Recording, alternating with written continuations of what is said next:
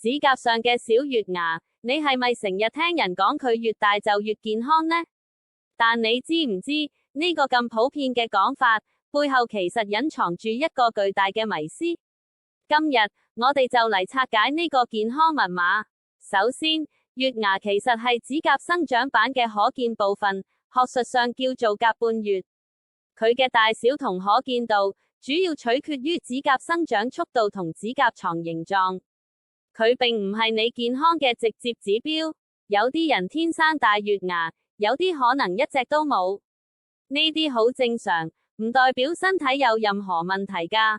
真正反映健康嘅，係指甲嘅顏色質地同埋生長模式。例如，指甲變黃可能同真菌感染有關。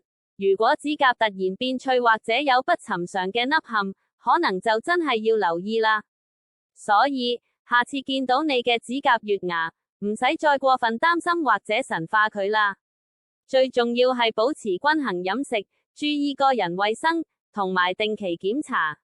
如果有疑慮，記得諮詢專業醫生嘅意見。記住訂閱我哋頻道，解鎖更多健康知識。